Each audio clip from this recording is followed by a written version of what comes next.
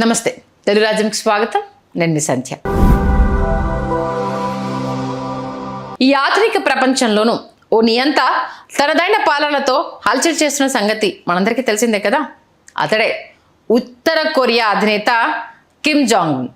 ఉత్తర కొరియాలో తన మార్కు పాలన గురించి కథలుగా ఆన్లైన్లో కథనాలు కనిపిస్తూ ఉంటాయి. మరోవైపు కిమ్ మెదడుకు కాస్త తిమ్మిరెక్కితే చాలు మూడో ప్రపంచ యుద్ధం వచ్చేస్తుందని, ఫలితంగా భూగ్రహంలోని మెజారిటీ భాగం నాశనం అయిపోతుందని అంటారు. ఇంతకు ఈ ఉపోద్ఘాతం అంతా ఎందుకంటే తాజాగా విశాఖలో కూటమి ప్రభుత్వం తీసుకుంటున్న పలు నిర్ణయాలు కిమ్ని గుర్తుకు తెస్తున్నాయంటూ వైసీపీ నుంచి విమర్శలు వినిపిస్తుండడం. అవును, రాజు తలుచుకుంటే దెబ్బలకు కొదవా, కూటమి తలుచుకుంటే పన్నులకు కొదవా అంటున్నారు విశాఖ వాసులు. తాజాగా అటు గ్రేటర్ విశాఖ మున్సిపల్ కార్పొరేషన్ పెద్దలు తీసుకున్న పలు కీలక నిర్ణయాలు, greater Visakha smart city corporation పేరు మీద తెరపైకి వస్తున్న పలు వ్యవహారాలు వెరసి విశాఖ వాసుల పైన పేర్కొన్న మాటలు ధ్వనిస్తున్నాయని చెప్తున్నారు. కూటమి ప్రభుత్వం వచ్చినప్పటి నుంచి తీసుకుంటున్న కొన్ని ప్రైవేట్ నిర్ణయాలు తీవ్ర వివాదాస్పదమవుతున్న సంగతి తెలిసిందే. ఉదాహరణకు గత వైసీపీ ప్రభుత్వ హయాంలో ప్రభుత్వ మెడికల్ కాలేజీలు, ఆసుపత్రులను గతంలో ఎన్నడూ లేని రీతిలో అన్నట్లుగా నిర్మాణాలు చేపట్టగా వాటిని పీపీపీల పేరు చెప్పి ప్రైవేట్ వ్యక్తులకు కట్టబెట్టే ప్రయత్నం చేసింది కూటమి ప్రభుత్వం. ఇదే సమయంలో గ్రేటర్ విశాఖ మున్సిపల్ కార్పొరేషన్ ఇటీవల కీలక నిర్ణయం తీసుకుంది. ఇందులో భాగంగా రాష్ట్ర ఆర్థిక రాజధాని విశాఖపట్నంలో జీవీఎంసీకి పెద్ద ఎత్తున ఉన్న ఆస్తుల్ని 99 ఏళ్లకు లీజుకి ఇచ్చేయాలని నిర్ణయించింది. అనుకున్నదే తడువుగా నగరంలోని స్థలాలు, భవనాలు, పార్కులు, స్టేడియం ఇలా అన్ని లీజుకు ఇచ్చేసినట్టుగా చేయబోతున్నారని అంటున్నారు. ఇందులో భాగంగా సుమారు 600 ఎకరాల భూములు, 944 దుకాణాలు పీపీపీ పేరుతో 99 ఏళ్లకు లీజులు వెళ్లిపోయాయని తెలుస్తోంది. ఇది ప్రజా ప్రయోజనాలకు తీవ్ర విఘాతం కలిగించే చర్యగా విమర్శలు వినిపిస్తున్నాయి. ఈ క్రమంలో తాజాగా ఆ ఎఫెక్ట్ ప్రజల్లో పడిపోయింది. దీంతో కూటమి ప్రభుత్వంపై తీవ్ర స్థాయిలో మండిపడుతున్నారు అక్కడి ప్రజానీకం.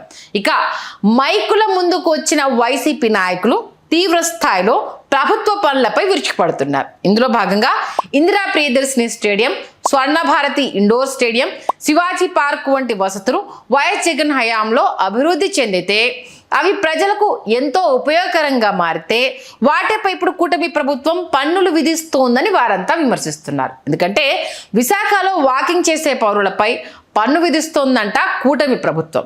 మీరు విన్నది అక్షరాలా నిజమే. విశాఖలో వాకింగ్ చేసే పౌరులపై 720 రూపాయల పన్ను విధిస్తున్నారనే విషయం ఇప్పుడు సోషల్ మీడియాలో వైరల్గా మారింది. దీంతో ప్రపంచవ్యాప్తంగా ఆరోగ్యకరమైన జీవనం కోసం అంతా వాకింగ్కు ప్రోత్సహిస్తుంటే చంద్రబాబు ప్రభుత్వం 100 రూపాయల పన్ను విధిస్తూ ప్రజల నడకపైన తనదైన వసూళ్లకు పాల్పడుతోందని వైసీపీ నేతలు విమర్శిస్తున్నారు. ఇదే సమయంలో లోకేష్ తోడలుడు ఎంపీ భరత్కు 1000 కోట్ల రూపాయల విలువైన ప్రభుత్వ భూములను అప్పగించిన ప్రభుత్వం సామాన్య పౌరుడు పార్కులోకి వెళ్తే మాత్రం పన్ను విధించడం దారుణమని, ఈ వాకింగ్ ట్యాక్స్ నిర్ణయాన్ని వెంటనే వెనక్కి తీసుకోకపోతే న్యాయ పోరాటం చేస్తామని వారంతా హెచ్చరిస్తున్నారు. అదేవిధంగా గతంలో ఆపరేషన్ లంగ్స్ పేరుతో చిరు వ్యాపారులను ఇబ్బందులకు గురి చేసిన ఈ ప్రభుత్వం ఇప్పుడు వాకింగ్ ట్యాక్స్ పేరుతో మధ్యతరగతి ప్రజలను వేధిస్తోందని విమర్శించారు. తక్షణమే ఈ పనును రద్దు చేయాలని, లేకపోతే ప్రజా ఉద్యమాలు చేపడతామని హెచ్చరించారు.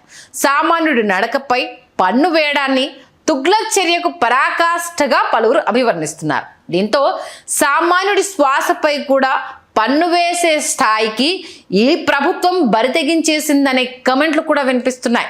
ఇలా ఈ వ్యవహారాలు ఇక్కడితో అయిపోలేదు.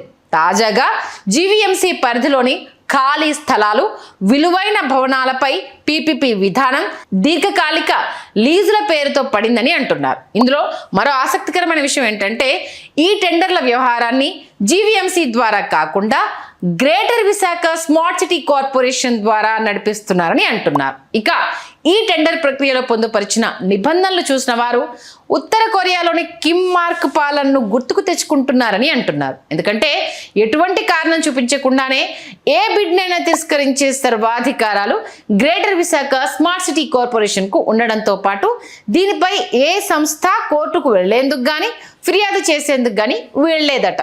ఈ క్రమంలో ఈ వ్యవహారం అటు ఇటు తిరిగి దేవస్థానం భూముల వరకు వెళ్ళిందని వైసీపీ బలంగా విమర్శిస్తోంది. ఇందులో భాగంగా సింహాచలం అప్పన్న స్వామి దేవస్థానం భూములను ధార్మిక కార్యక్రమాలకు వాడడానికి బదులు అందులోని సుమారు 106 ఎకరాలను ప్రైవేట్ సంస్థకు అప్పగించారంటూ పలువురు విమర్శిస్తున్నారు.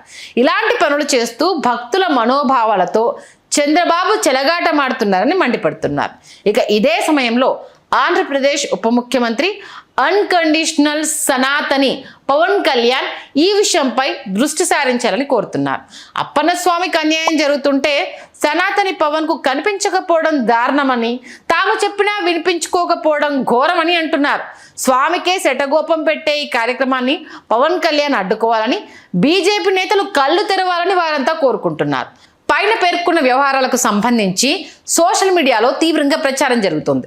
నెటిజన్లు ప్రభుత్వంపై విరుచుకుపడుతున్నారు. ఈ సమయంలో ఏపీ ప్రభుత్వం ఫ్యాక్ట్ చెక్ విభాగం స్పందించింది. దీనిపై ఆన్లైన్ వేదికగా వివరణ ఇచ్చింది. ఇందులో భాగంగా శివాజీ పార్క్ లో ₹5 రుసుము వసూలు చేస్తున్నారని, మిగతా 180 పార్కులలో ఎలాంటి వాకింగ్ ఫీజు లేదని స్పష్టం చేశారు. అయితే స్వర్ణ భారతి ఇండోర్ స్టేడియంలో వాకర్స్ కోసం తాగునీరు, వాకింగ్ ట్రాక్ ఏర్పాటు చేశారని, దీని నిర్వహణ ఖర్చుల కోసమని ₹700 రుసుము వసూలు చేస్తున్నామని తమదైన స్టైల్లో వెల్లడించేశారు.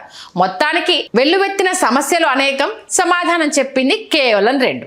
ఈ నేపథ్యంలో గ్రేటర్ విశాఖ వాసులు కూటమి ప్రభుత్వంపై నిప్పులు చెరుగుతున్నారు. మరి వారి ఆగ్రహజాలన్నీ ఏ రకంగా చల్లారుస్తారు అన్నది తెర మీద చూడాల్సిందే. హలో, తెలుగు రాజ్యం ఛానల్ చూస్తున్నారా? సామాజిక, రాజకీయ, జీవన చిత్రణే తెలుగు రాజ్యం. అతిశయోక్తులు, అసత్యాలు ఉండవు. రాజకీయ కోణం కాదు, ప్రజా కోణమే కొలబద్ద.